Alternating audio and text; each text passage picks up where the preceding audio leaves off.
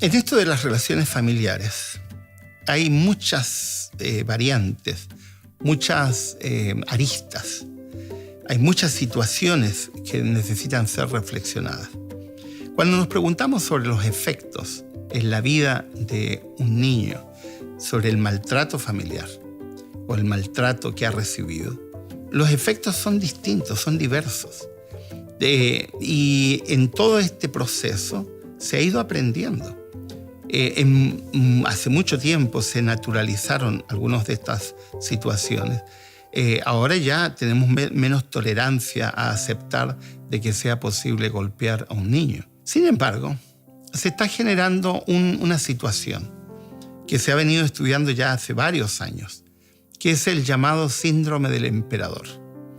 A mí personalmente el nombre no me atrae, no me gusta, pero como en esta cosa en psicología generalmente tiende a ponerse el nombre el primero que descubrió el fenómeno, y a partir de ese nombre se lo va repitiendo y constantemente se alude a eso porque ganó un espacio, se lo posicionó, como dirían en marketing. En el síndrome del emperador tenemos el efecto de niños, de púberes y adolescentes que maltratan y golpean, en muchos casos, a sus padres.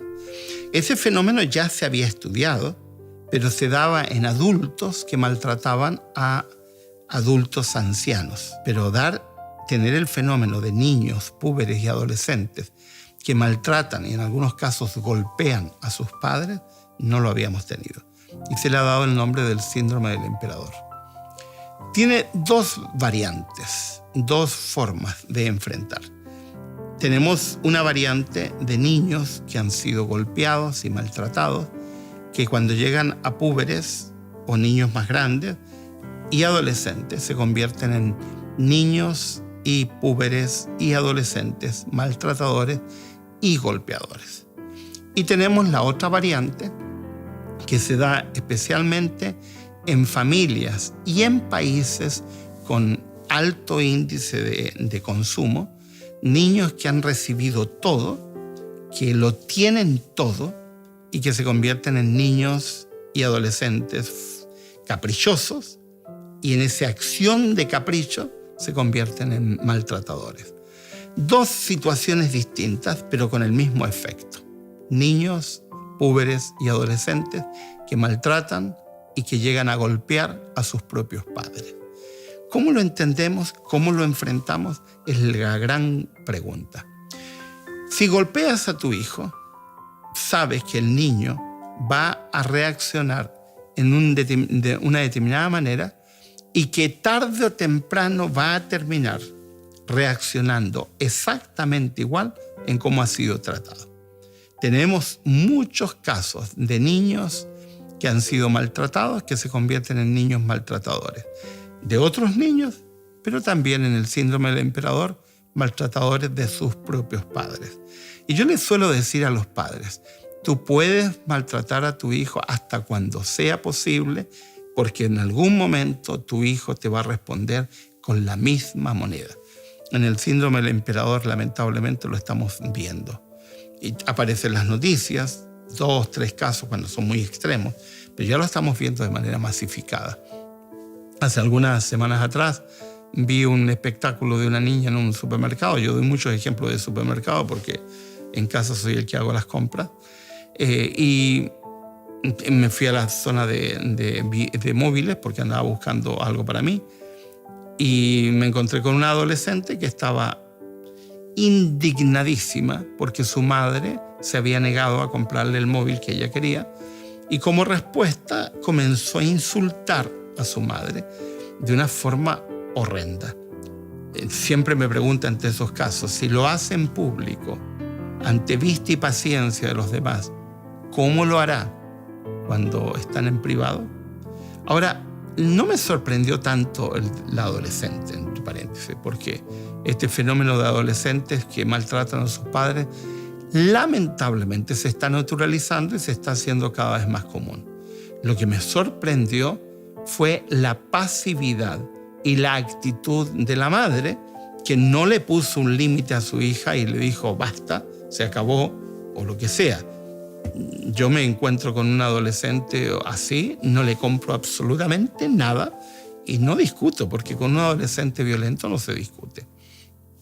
Ahí tenemos dos situaciones. No sé qué situación está viviendo esa niña en su hogar, y en un contexto de consumo, sí, me es obvio, está recibiendo más de la cuenta. Hace algunas semanas atrás leí un libro de Boris Cyrulnik, un autor que yo sigo, que es un neuropsiquiatra francés, que creó el concepto de resiliencia, y me quedé sorprendido en una sección del libro que se titula El amor que sana, donde él habla de que los niños y adolescentes que reciben todo están siendo maltratados. Y él dice, dar todo, recibir todo, es también una forma de maltrato.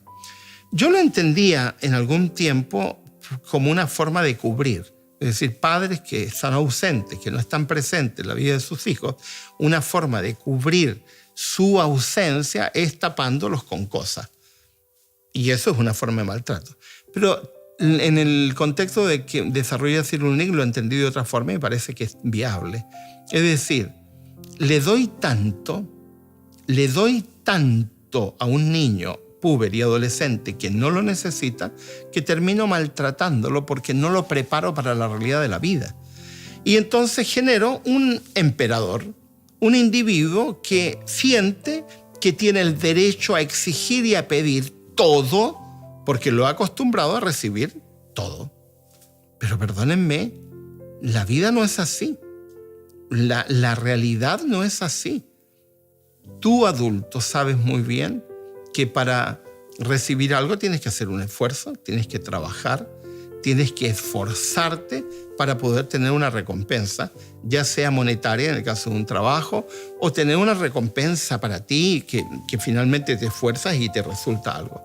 Si a un adolescente, a un niño, le estás dando todo sin esfuerzo, entonces vas a generar un emperador, un individuo que va a creer que, perdóneme, yo necesito que me den lo que sea, porque sí.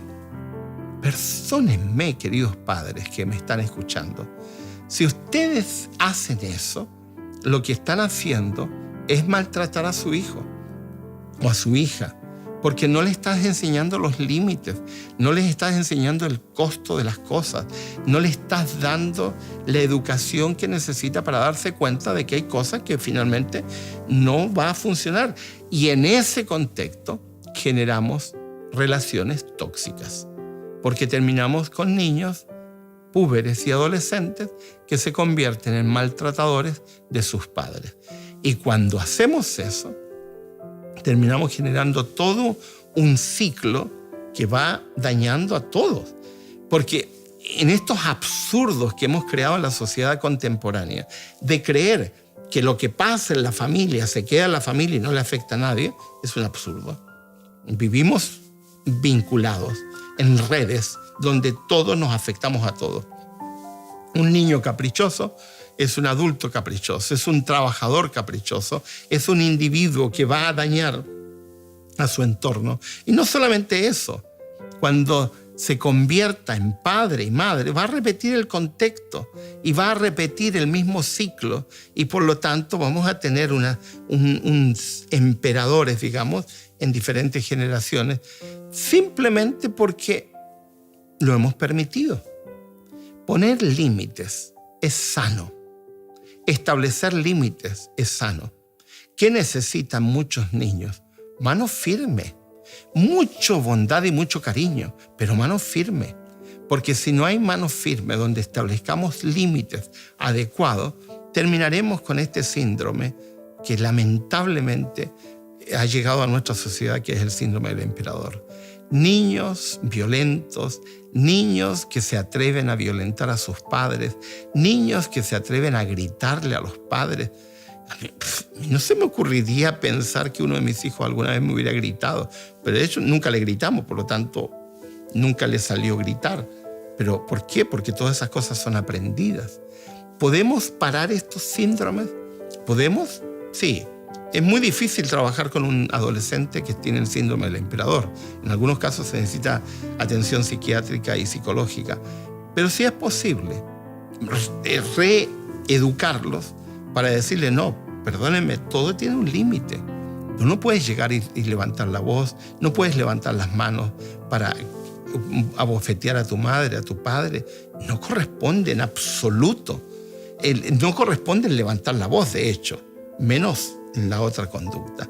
Y le tendrás que enseñar, con la guía de un adulto que sabe, un profesional, enseñarle de que hay límites que no puede traspasar y que si traspasa ese límite va a tener una consecuencia social, una consecuencia al interior de la familia, una consecuencia donde va a perder privilegios, porque si no paras a ese emperador que se ha posicionado en una actitud caprichosa, tendrás un adulto problemático y una persona problemática y le estaremos entregando a la sociedad a una persona con muchos conflictos y los platos rotos los pagaremos todos, porque las personas con este tipo de actitudes generan también mecanismos de conflictos para todo el mundo.